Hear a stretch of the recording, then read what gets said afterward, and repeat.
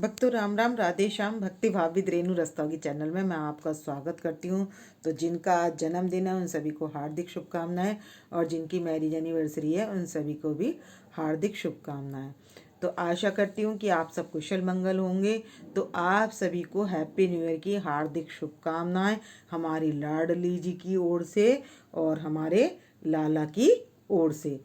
तो भक्तों आज की वीडियो रहने वाली है कि हम हैप्पी न्यू ईयर पर अपने लड्डू गोपाल जी के साथ क्या व्यवहार करें, उनकी सेवा कैसे करें। तो भक्तों सबसे पहले हमने क्या करना है, घंटी बजाकर अपने लड्डू गोपाल जी को उठा लेना है, और उठाने के बाद उनको गर्म पानी से ही आचमन कराना है और उनको गर्म पानी ही पिलाना है। और उसके बाद हमने करनी है इत्र से मालिश उनकी, और मालिश करने के बाद हम उनको क्या कराएंगे, स्नान।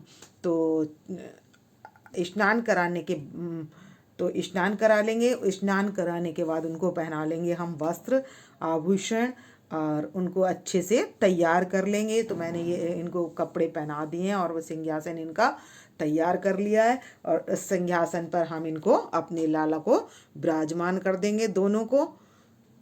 तो आप जैसे मैंने फूलों से डेकोरेशन की हुई है, तो ऐसे आप अपने लड्डू गोपाल जी की न्यू ईयर पर थोड़ी सी डेकोरेशन कर लें, कुछ ओरिजिनल फूल और पंखड़ी बिछा लें, और इस तरीके से आप उनके लिए न्यू ईयर पर तैयारी करें। तो अब मैं पहले विराजमान कर देती हूँ इनको, और विराजमान करके इनको सबसे पहले तो मैं इत्र की सेवा दूंगी।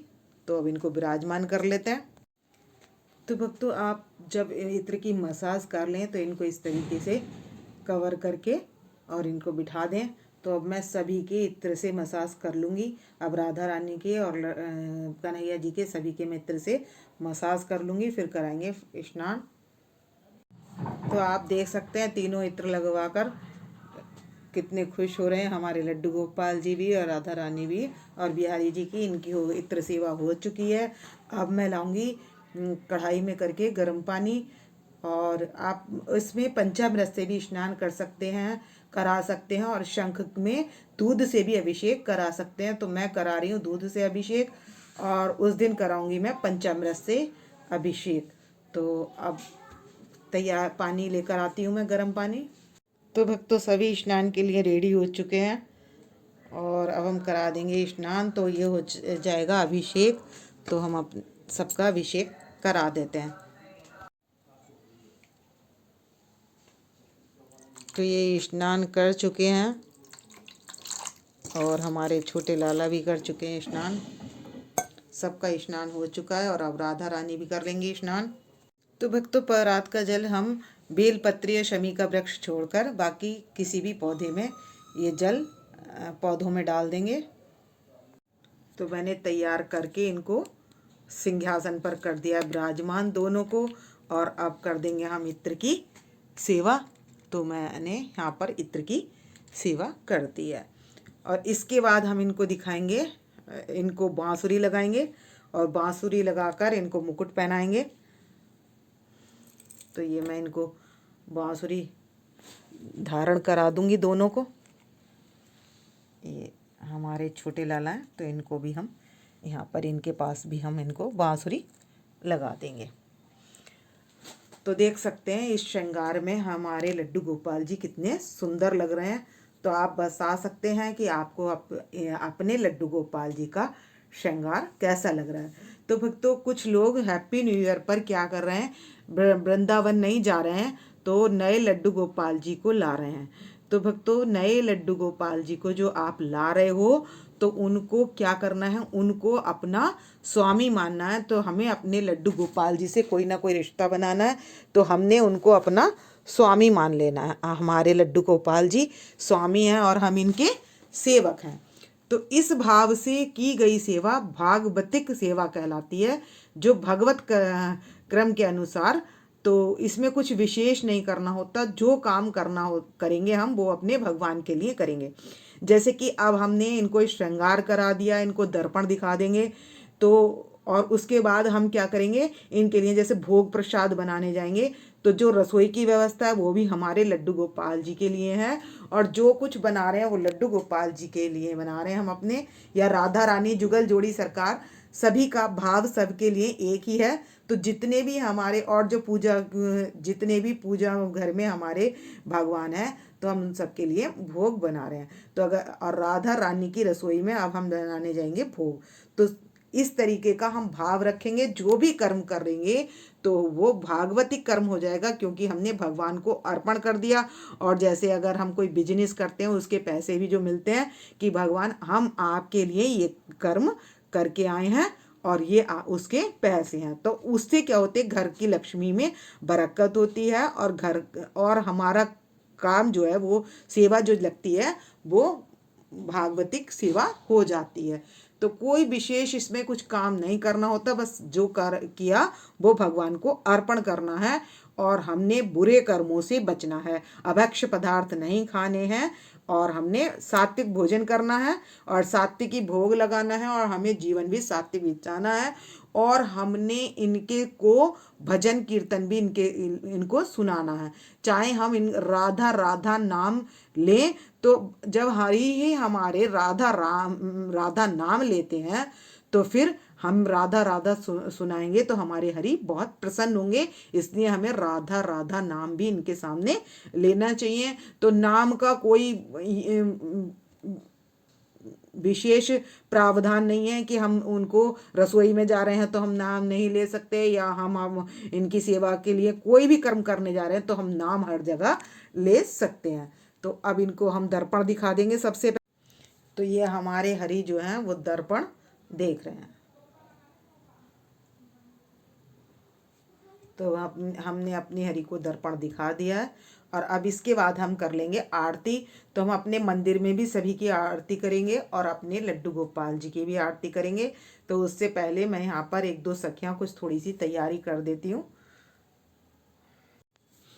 तो भक्तों, ये मैंने एक आर्टिफिशियल फ्लावर की माला से ये पुष्प कुछ बीच में सुसज्जित कर दिए हैं।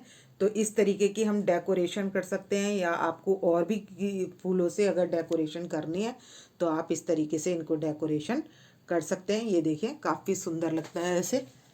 तो मैंने यहाँ पर ये डेकोरेशन कर ली है, और अब यहाँ पर इनके पास सखियाँ बिठा दूंगी मैं। तो भक्तों, आप छोटे साइज़ के भी गुब्बारे फुला कर रख सकते हैं। जो थोड़े डार्क कलर के छोटे से मैंने 2 लगा दिए। मैंने ज़्यादा डेकोरेशन नहीं की है, मैंने हल्की सी डेकोरेशन की है। और थोड़े मंदिर के ऊपर 2-3 बैलून लगा दिए, देख सकते हैं काफ़ी सुंदर लग रहे हैं। और इस तरीके से हमने अपने लड्डू गोपाल जी के लिए थोड़ी सी डेकोरेशन की है। और ये हमने आर्टिफिशियल और ओरिजिनल फ्लावर से ये डेकोरेशन कर ली है, गौ माता को पधार दिया है। और अब करेंगे आरती। तो भक्तों, हमने ये तैयारी कर ली है और आरती हम तैयार करने वाले हैं। तो घंटी बजा लेंगे सबसे पहले हम, और आरती कर लेंगे। तो करेंगे हम बांके बिहारी की आरती।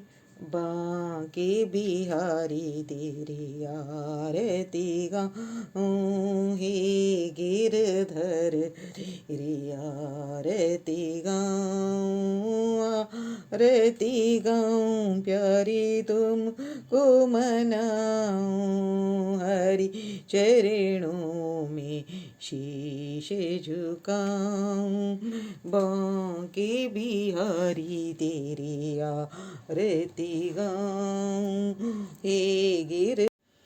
तो भक्तों, आरती कर चुके हैं हम, और इस पे शंख का जल लेकर मैंने इसको जोत को ठंडी कर देनी है और सभी को दे देनी है। तो मैंने राधा रानी को और इनको अलग कंट्रास्ट में ड्रेस पहनाई है, तो मैंने इनको इधर पधारा है। अब आप सभी को हम आरती दे देंगे।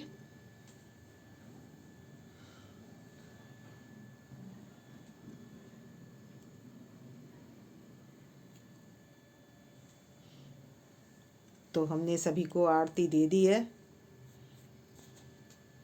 तो भोग लगा लेंगे, घंटी बजाकर हम भोग लगा लेंगे। तो ये हमारे लड्डू गोपाल जी, राधा रानी। तो मैंने सभी को आज मैंने तैयार उस तरीके से नहीं किया था मैं, और इनको मैंने इसलिए इधर बिठा लिया। और हम भोग में इनको ड्राई फ्रूट लड्डू, गाजर का हलवा, कोई भी चीज़ जो आपके पास पहले अवेलेबल है, शुरू में हम वो भोग लगा देंगे। और सुबह और रात को तो हमने भोग लगाना ही है दूध का। तो भक्तों, हम इनको ड्राई फ्रूट दूध का भोग लगाएंगे।